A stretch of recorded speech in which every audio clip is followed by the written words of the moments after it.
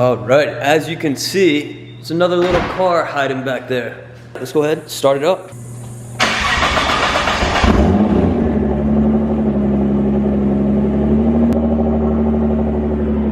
Oh yeah, so we're gonna go drive out a little bit, let it warm up.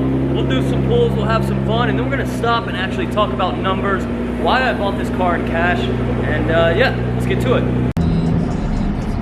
What's going on, everybody? Tanner here with another video. Hope you're all having an amazing and productive day so far. So about a week and a half ago, I picked up this car, and I want to talk about in this video, you know, a little bit about the car, do some sound clips and stuff for those of you that enjoy cars, and also talk about the finance side of things. Why did I buy a depreciating asset? How did I make it make sense for me and my situation and all that good stuff? But anyways, might as well just go ahead and show you guys the car. So it's a 2009 GTR Premium. It's all blacked out. As you can see, pretty much the full stock look as far as the wheels and, you know, everything like that. This part is wrapped. That's pretty much the only, you know, cosmetic thing. But this car definitely has a few tricks up its sleeves we'll go over real quick. Now, first off, you can see Army Tricks exhaust on here, which is valve, super cool. You know, now that that's already on there, I don't have to go ahead and buy this car stock and then, you know, pay a few grand for an exhaust and this and that. This car is pretty much already built how I would want my dream GTR to be, other than maybe some cosmetic things. Now, other things you might notice already just off the bat, you got this rear diffuser down here. It's already scraped up a little bit. You know, this car has some miles on it. It's not a brand new car. It won't make that mistake again. But other than that, this thing actually, let's go ahead and pop this trunk and show you guys this real quick. This previous owner definitely put some money into this car. Check this out. Now this thing is crazy. If you don't know what this is, pretty much just a big old sound system. So this is all a piece of it, and you know, I don't know all the specs and stuff of it, but it's pretty cool. It's super loud, good bass, all that good stuff. Now look at this right here. This is interesting. You see this whole molding is gone off of here. You know, it should be all black and, you know, like this, all down here. So about 3 or 4 days into owning it, I'm on the highway coming back from skydiving. I hear some noise. I thought something hit the car. Come back, my buddy I'm with says, dude, look at this. Old thing's missing. So that's funny. It's whatever. It's, you know, not a big issue. I'm getting a new piece installed tomorrow, which is $300. So that's $300 I shouldn't have to spend. You know, maybe it could have been salvageable if I had been able to pick it up and just get it, you know, repainted or whatever. But it's all good. Stuff happens now. This car has over 700 horsepower.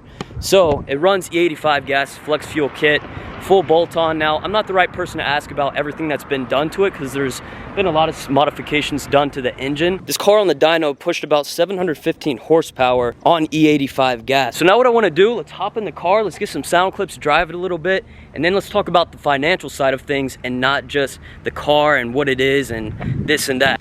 All right, let's start this baby up. There we go. GTR. So this is how they actually control the sound system, the sub, and all that stuff. It actually has an Apple TV in this car, which is pretty interesting. You got these three here. Just make it basically sport mode for this car. This car's pretty cool, actually. You can see so much stuff on here. All these different, basically analytics, I guess, for the car and braking and G's and temperatures and all that good stuff. But yeah, let's go for a little drive. This car is so easy to drive as well, even in just automatic mode. I could floor it right now. It's just gonna take off.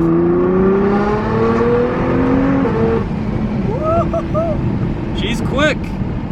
Do a little acceleration right here, let you guys hear it, see the speed. Here we go.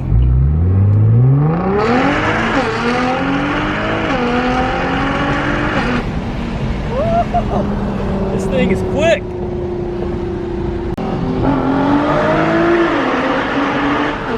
So now we're in the car. I figured it'd be a good time to talk about why I bought this car and how I made it make sense for me. Because obviously buying a toy like this, that's really all it is, it's not gonna make sense financially totally unless maybe you flip cars, you're a dealer, or you make car videos, you have a big channel. You know, that's where it would really make sense to buy a car like this. Now for me, honestly, I really just got the itch to buy a car. After about 2.5 years of just owning the Porsche, I got an itch to buy a car, and this deal came across that, you know, you're getting a lot of car for the money. But obviously there's nothing that can really fully justify buying this purchase. But for me, strictly on the number side of things, it made sense to park some money into this car. So I paid $52,000 in cash for this car, fully own it. and I didn't finance it. I could have, but the reason I didn't is because I don't want to add monthly expenses onto my life. I want to keep those as low as possible and focus on placing my money into different assets and things that are going to make me money, you know, not just a car, putting that in cash, you know, that's not making me passive income, but things, you know, such as real estate and stocks, which I'll have some future videos on for sure. But just really placing your money in different areas, because I spend a lot of time around my friends, which is like 3 to 4 people, and we're always talking about business and money and ways to progress and our different goals and how we can help each other. And you know, one of those things we were talking about trying is, you know, just getting rid of cash, placing it into different things and forcing yourself to make new money. Now, yes, there's $52,000 parked in this car that is not in my bank account, but I do own the car. And my plan is to keep it for, you know, 6 months to a year. And after that period, you know, I'll probably end up losing, you know, $5 grand or so, depending on how many miles I put on it. But overall, this thing's gonna hold its value pretty well. But, you know, there's other costs included or involved that you have to think of, like insurance. I have to pay $300 a month. Gas is probably, you know, $500 a month or more, whatever that is. But I made it make sense for me financially just through the way of buying something that's not gonna depreciate super hard. You know, compared to the Porsche, I bought that thing brand new for like 61 grand, and this thing's probably worth like 40 to 45 grand now after 2 years. So, you know, that thing's gonna lose a lot more money compared to this. Now, the Porsche, I don't think I'll ever be able to get rid of. That's my baby. So the way I see it, it's really just a game with money. And the way my goals are set up, you know, one of them was to buy another car this year, and you know, got that one checked off, and now some money is parked into here. And now that money that I put into this car, I have to replace with new money. So, you know, filling up that extra 52 grand that I lost has helped me work harder to bring in new money to replace it, to then put into other different things that I'm doing, whether that's putting money away strictly just in cash or into other investments. And I've found it pretty interesting just how different things are from buying my first car to now.